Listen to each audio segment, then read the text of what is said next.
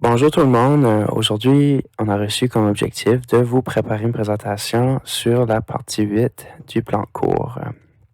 Après avoir suivi notre présentation, vous serez en mesure de comprendre les travaux de revêtement sur des édifices commerciaux et industriels.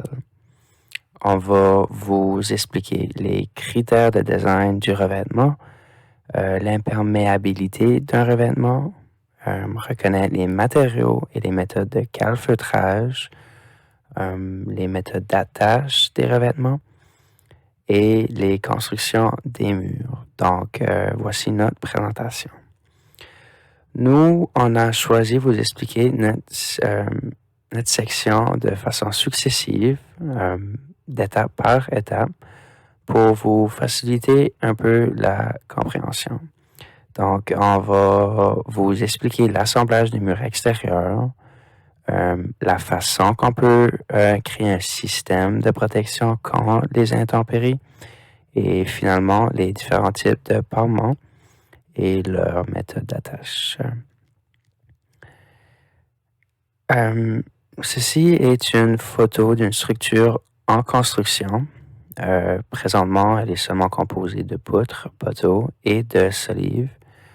La prochaine étape dans la construction est d'y installer les murs extérieurs.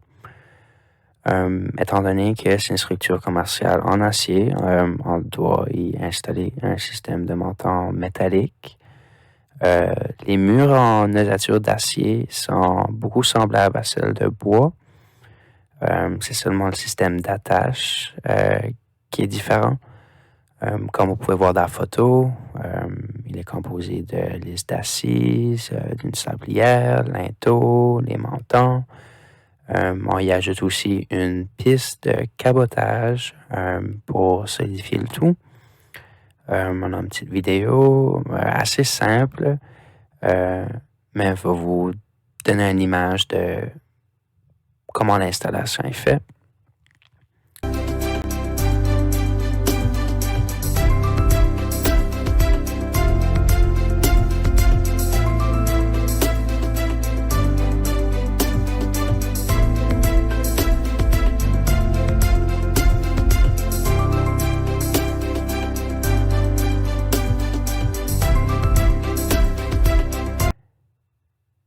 Je vais mettre à votre attention aussi que dépendamment le type de parlement qu'on décide d'installer, on va être obligé d'ajouter au mur un système de support additionnel pour que le parlement puisse s'attacher sur ces types de murs.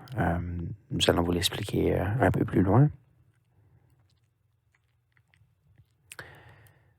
Après que la structure et les murs extérieurs sont installés, l'étape suivante est de concevoir le revêtement extérieur. Le revêtement extérieur, lui, agit comme une couche de protection contre les intempéries.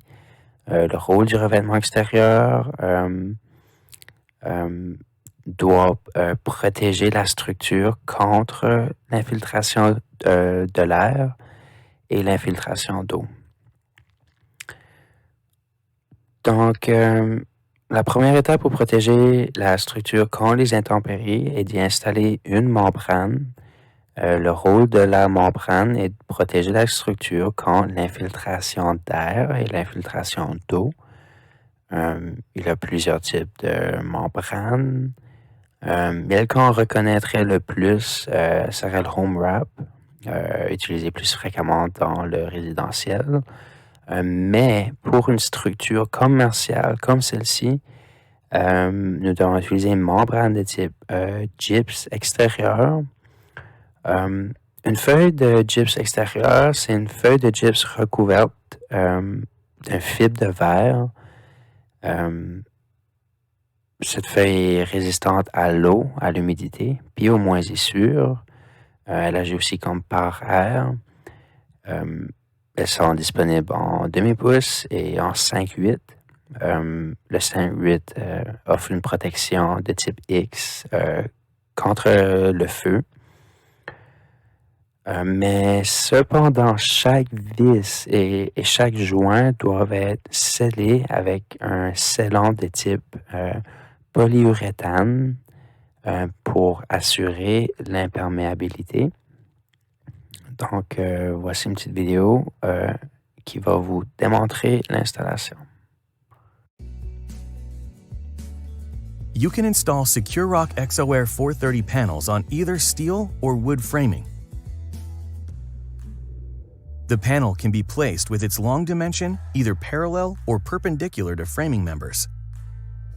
Secure the panel using corrosion-resistant bugle head fasteners driven so the head is flush to the face of the orange membrane.